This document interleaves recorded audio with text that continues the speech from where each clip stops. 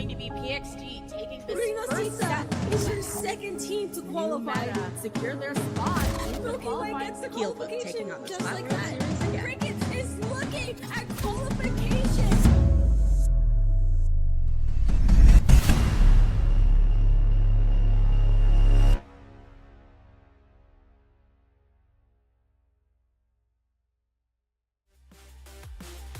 Hello and welcome back to the Global Gauntlet Rewound, where we take a look at matches from Global Gauntlet number 2 that were not featured on stream. My name is Shiny Hunter Zach, and joining me today is the illustrious Sohav Danum. Sohav, how are you doing, and are you looking forward to today's match? I mean, I'm always looking forward to some of the world-class intercontinental Splatoon, Zach. We talk about the best teams in the world and, not even getting to see, it's crazy to think that these are the matches we didn't get to see.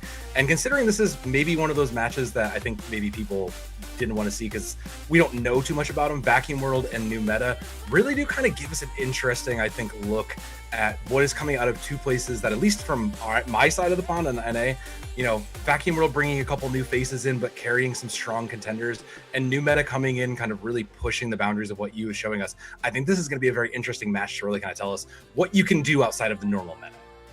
Well, it's going to be an interesting match, and the first match of this event for New Meta, who was set to face Always Here in their first round as their competitor from the East. But it turns out Always Here was not Always Here. In fact, they were not able to make it to round 1. So this will be New Meta's first time being tested in this event with the composition of Isabel, Lucas, Storm, Hamenga, and Landon as well. And they have a somewhat standard composition. You have Landon, who's taking on that sort of support role with the Tacticooler. We're seeing this shift away at all times from the Snipe Rider. Home on bench, going to be with the 96 gal. That has the ink back that people have been gravitating to even outside of Rainmaker, and then rounded out by players like Storm on that heavy splat lane.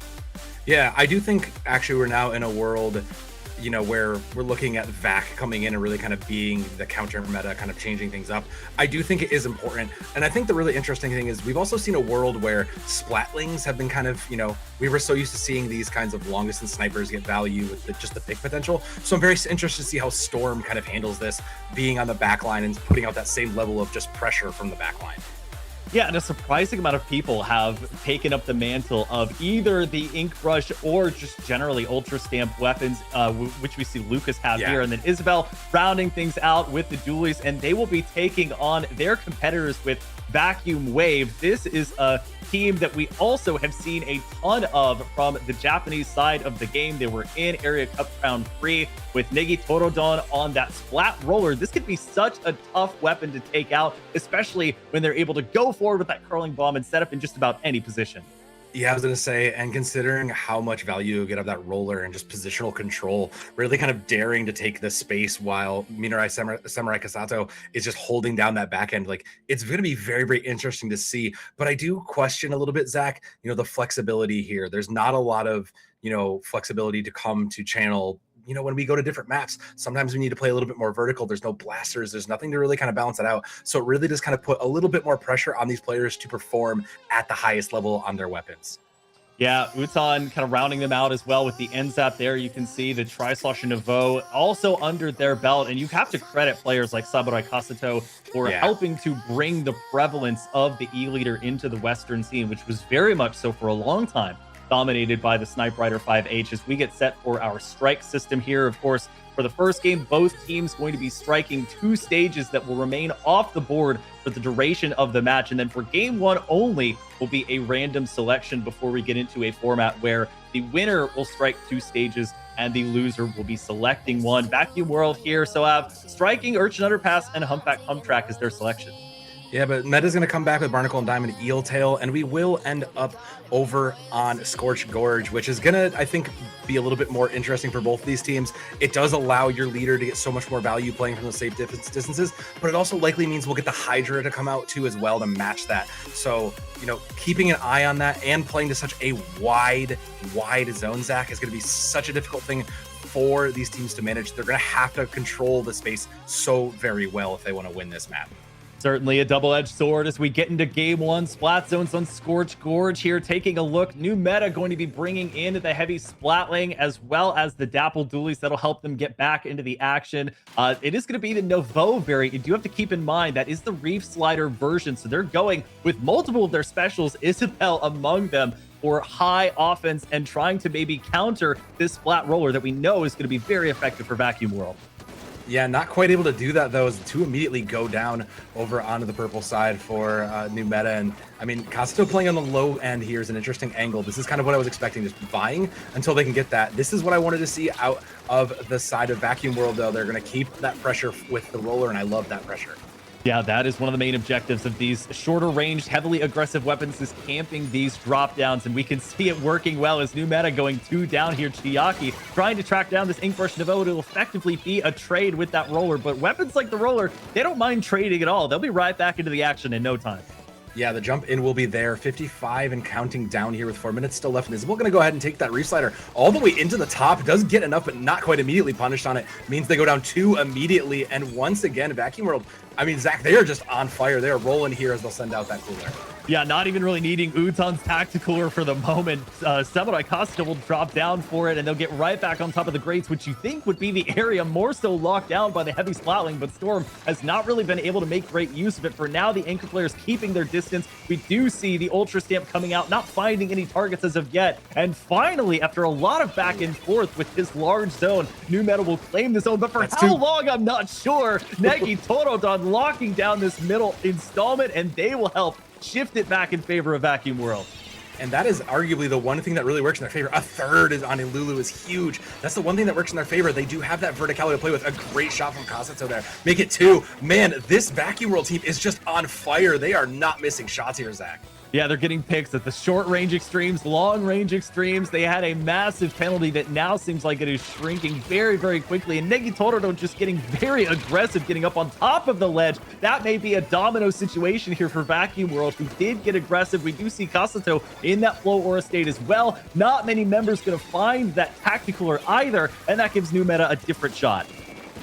It does give them a chance to do it, and they'll burn down the penalty now, so they'll be able to kind of maybe get this. They need to complete this kill on the Tan, and that's finally it takes a 2v1 to get it, and it's enough. They'll lose control for the brief time, but I mean, Lulu's there to clean up and make those trades back and forth now, but it did fall back the way of Vacuum World, and I mean, it was messy, Zach, but it was exactly what Vacuum World wanted to see out of that. You don't ask how, you just ask how many and how many points does Vacuum World have in penalty time before they actually get back to taking the zone in full. Isabel trying to find a target. They will focus on the Negi Torodon, but they got pincered from behind. Kasato, it feels like, has not left either this side with the jump shot or these ledges with the grates, backed up by Chiaki on the ink back, and yet again, Vacuum World recovering in a strong fashion. That was a great just team play there. You don't necessarily get a lot of that sometimes in these early rounds, but that was just a great cover down and take advantage of that. Baton now looking for a little bit more, gets a second though. Bless that lag. Back in their control now with 40% and a minute 45 on the clock. I mean, it seems like Vacuum World, they're acknowledging when they need to give up the space, and I think that's so important. Just knowing that they lose the fight for now to come back and fight later is so big. You know I love to see a tri-slosher popping off. That was effectively 3 there for Uton as Negi Torodon is going to set up with this big bubbler, get Landon, who was quite literally backed up into a corner, and that penalty has evaporated, almost fully gone as Lucas trying to dance around. Kasato did turn their back on them, and they will go down as a result, maybe thinking they didn't have the range. Storm acting as a living beacon to get their teammates back as they are desperately trying to keep the zone painted. New meta have been really struggling to keep any of these fights really in their favor to close them out. They finally get a win out of that, and it cost Lulu an extra special just to get 2 out. I'm gonna try to eat that one for the third, didn't quite get it, but I think that's been a lot of it, is just not completing the kills out of the side of new meta. They're not really getting the picks and taking the 2v1s to get it. Look at that, you just left Isabel alone there for Storm. That's so unfortunate. This is the position you don't want to let new meta get in, because they have 3 weapons that are at such short range extremes. Yes, they have high mobility, but they need to get in your face first before they can get the picks. Now, it looks like new meta having to back off a little bit into the mid installment. Isabel falling down. I think Kasato got them on the roll, trying another jump shot on the Storm. They will not find it there, and this will ultimately, I think, go back in the favor of Vacuum World, whose composition is a little bit better suited for actually getting this large zone painted. It is, but Lulu's going to swing in with that hammer, try to find one, looking Just there we go. So a little delayed to get the second one. Looking at the third one. No, hits the bottom there. Reef Slider in. All the specials are in. It looks like new meta. There are no they can get this point. They'll get it down to 10. They'll take the lead, Zach. And with 7 seconds, this is going to be a difficult. They need to. Vacuum World needs to make a stop now, and they do. Are they going to get back in? Yes, they will fully take the zone over, and this will be overtime. 3 members of new meta having to come back from spawn as they're going to regroup. Kasato sitting on top of this box. Once again, Chiaki with the ink back at the ready in case they do push. Less than 20 penalty points at the ready here is Kasato looking for an important opening pick. Lucas seeing if they can jump down on our left-hand side is Storm trying to argue on the other. Cuz Utan trying to decide if they want to go in. We see the Reef Slider come out. Negi Totodon getting the pick onto Lucas, and that will be it. The game ending as it looked like new meta hesitating for when to go back in. Despite that, they will still get the victory here. Great job in coming back in. It seems like they couldn't decide whether to go left or right, but a pincer attack nets them game number 1. A great just recognition of the patience they needed to have there. Considering new meta really kind of lost arguably a lot of those fights, it was really tough. I was genuinely on the edge of my seat. I didn't think they were going to push in time, knowing that they were behind in those special kind of economy. But new meta really did just kind of make a good decision, like you said, using the map dynamics to kind of put that into a pincer position and win it. Just made the difference. But that was on the wire. I don't think you're feeling comfortable if you're new meta. You were getting kind of bullied, I think, for a lot of that, and you were maybe letting a little too much go. So I think if you're new meta, you take this with a grain of salt and a sigh of relief, and you look to map 2 to try to get an advantage and push something, that you can win on.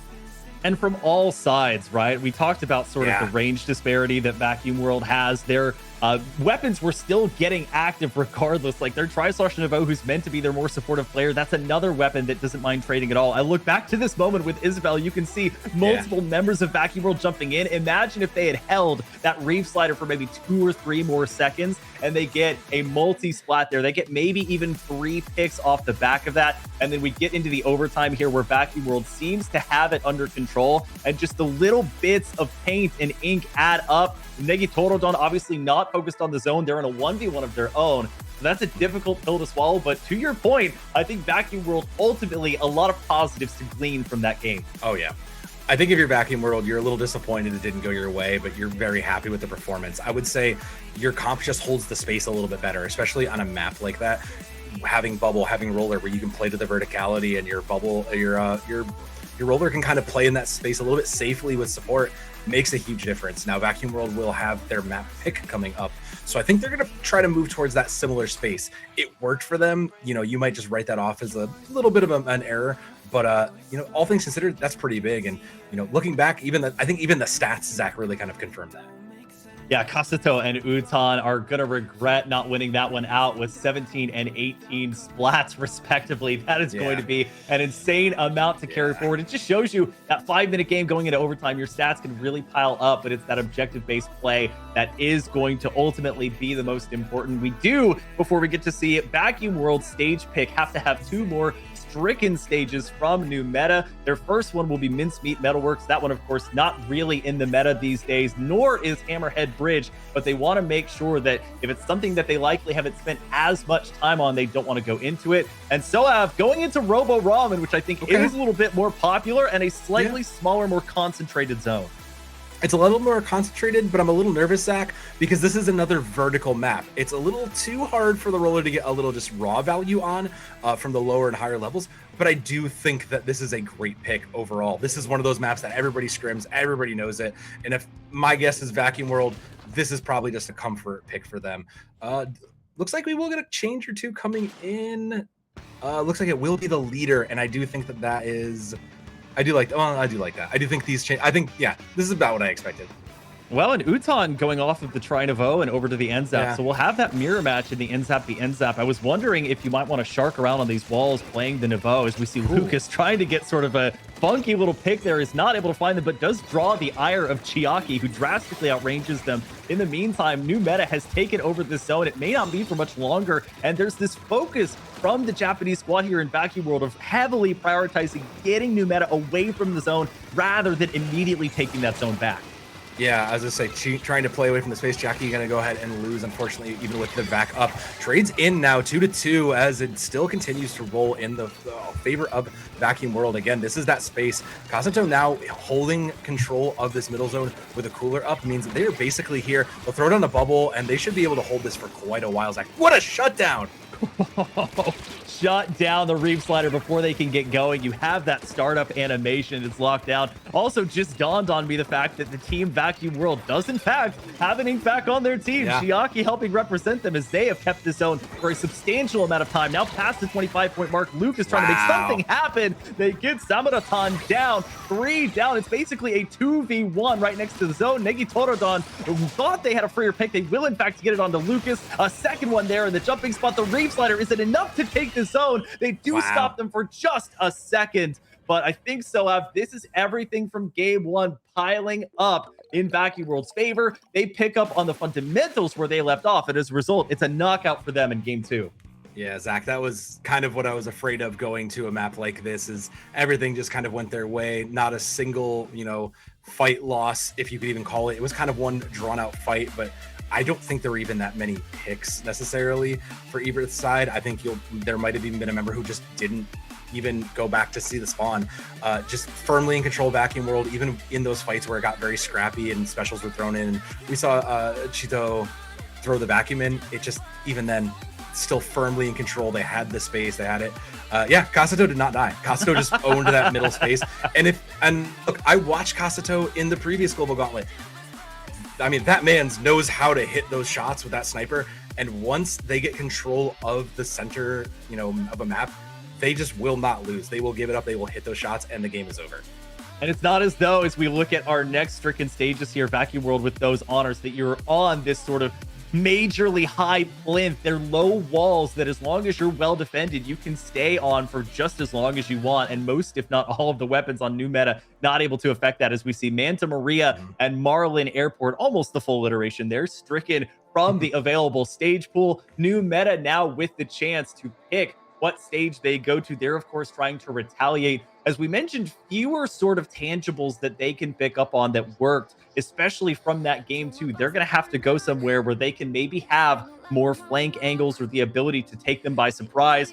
This is new meta's signature pick. It might look a little bit strange to you at first, but this is something that they selected back in the Splat World Series 2025. Once again, it's our largest stage by inkable terrain, Wahoo World.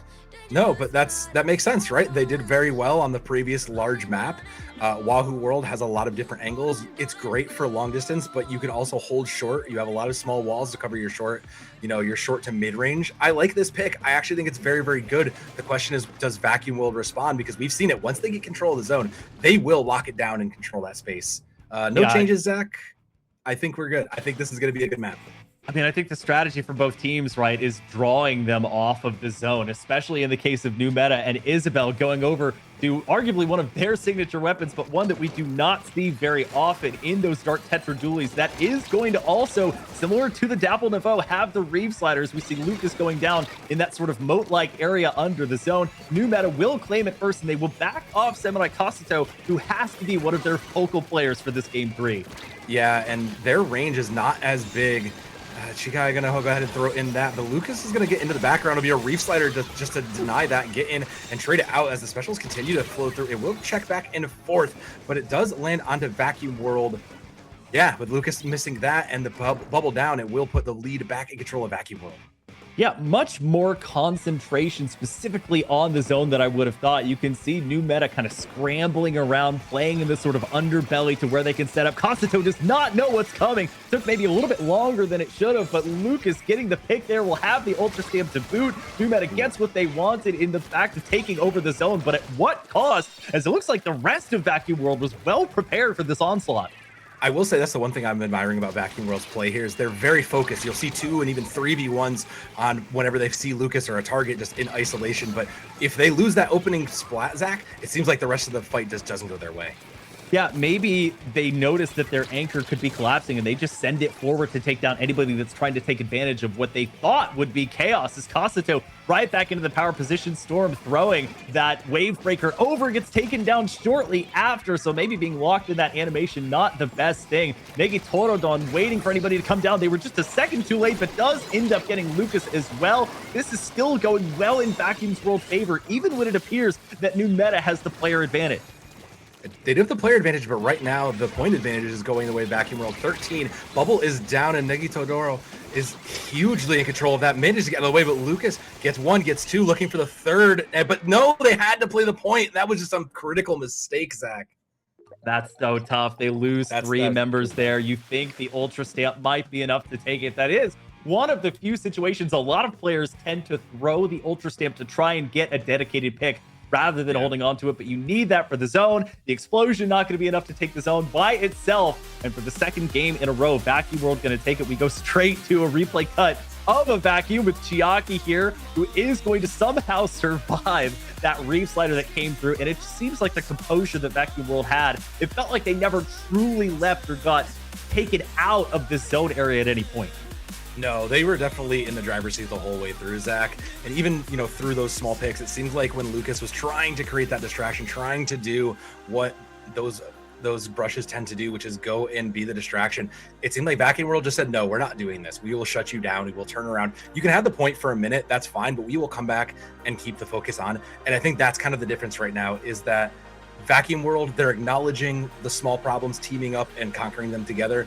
And New Meta, it just seems like it's almost like a death match. We're just kind of playing one-on-one, trying to make fights win where we can. And right now, Vacuum World is winning on the teamwork. Expelled is the word I was looking for from the zone. As we see them set up here, it's going to be yet again Vacuum World looking to strike a couple of stages. Lemuria Hub and Brine Springs have seen a decent amount of Brine Springs in this East versus West setup. It is not traditionally a Western facing stage. And we go to Inkling Art Academy. This one in other tournaments, much more so reserved for tower control or maybe clan blitz. With zones, you have to worry about this kind of larger zone that has this huge art installment in the middle. It's not exactly the easiest to overtake, with especially how close the Charger Overlook is on each side.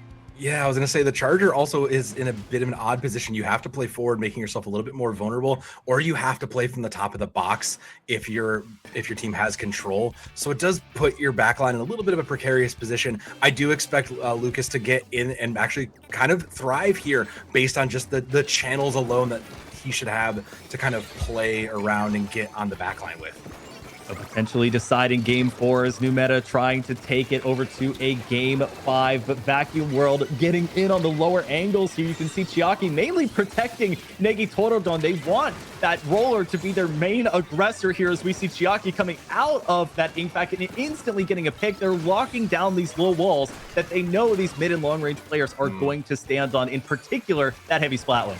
I genuinely think, Zach, that the roller backed up by this Vacuum, just being, just patrolled by it, is just kind of the story of this match right now. And Kasato now on the high ground, I mean, just beautifully done to help back it up. They'll get out of the way for now, but I think it's the right call. Still building down under 50%, but Chiaki now holding off those side angles, pushing for a little bit more pressure. And Tan go ahead, she gets one and has to get out of the way before they give it up. The zone still continues to flip, but it stays in the way of Vacuum World. The trade finally, and the late wipeout is so big. Vacuum World's going to take the space, and they are right to it. That is so devastating. The only selling point there is that they're able to flip the zone for a moment. And you look at players like Chiaki and especially Utan, there's this sort of renaissance of NSAP players becoming so aggressive with a weapon that just pumps out so much ink and is meant to be more supportive, but it can really hold its own. We see Kasato finally pressured at the top. They're going to get the trade, it looks like, onto Negi Torodon. And now Lucas just focusing a bit on the zone. They let it get down to 36, but this is still going to be an uphill battle, as Vacuum World has consistently done a good job of distracting them on the left and right hand side away from the zone. Yeah, they're doing what I figured Lucas would be able to kind of get the value from, but it's Isabel now pushing on the top. Eventually it's straight out the 3v1-2 on either side down as the point continues to tick. And Chiaki is going to go ahead and push up. No, Ensa gets punished for their crimes of trying to climb up, while Storm pushing down and just raining down and above. Eventually the trades continue to fall, but it still moves the way of New Meta. Zach, I mean, it seems like they've finally gotten a grip on it here. Yeah, it feels like the only person who's been successfully able to play King of the Hill on top of that installment in the zone is Kasato, and even they have had to back off. They're playing on that right-hand side box now as we see Vacuum World trying to get rid of this penalty. Negitorodon sitting on top of this big bubbler. Will they opt to use it on the low ground here until New Meta drops down? They've lost 2 members already, and they are chasing people away from this zone. I think New Meta is having a difficult time figuring out which path they can actually get in with some success. Yeah, and because the main one is absolutely cut off, Vacuum is now up for Chiaki, and that is going to be enough to kind of shut this down, waiting for that last other special to come on board. It's 18-17 here. I mean, this is last fight territory, Zach. This is going to be it. Oh, what a shutdown. Another Reef Slider doesn't go their way. Chiaki not only distracting them, but getting a pick onto land in the last second. Ultra Stand throw comes too late and not enough ink. And Vacuum World avenging that tough loss in game 1 with 3 straight game victories to cap off a 3-1 match win over New Meta and a strong round 2 showing here in our global gauntlet number 2. It just shows they had such a balanced composition, and the way they took team fights was so impressive against this kind of onslaught of rapid or hyper offense that New Meta brought. Yeah, I mean, it was just a Vacuum World, and New Meta was just living in it. It's on 15-0. You know, again, it's just so brutal. I mean, that does speak to exactly kind of what I was thinking, you know, when what I'm seeing. Vacuum World, again, just was able to pile on. The communication looked cleaner, looked a little bit crisper. You know, map 1 might have been the outlier, it looks like, in some ways. New Meta didn't look bad, but it just looked like we were playing a little bit of 2 different games here. We were seeing how Japan kind of plays with a focus on the team play, whereas New Meta, EU, the West, we kind of do tend to push a little bit more independent hero plays. Neither style's wrong, but in this case, Vacuum World came out on top. Vacuum World going to take this match 3-1 in round 2 as part of our Global Gauntlet Rewound series, taking a look at Global Gauntlet number 2. Be sure to take a look at the other VODs that are up on the channel. Soav, absolute pleasure. Thank you so much for co-casting with me today. Got to give a big shout out to Ellie on the spec cam as well as our production. I hope you at home enjoyed this Splatoon action, and until next time, we will see you later. Take care.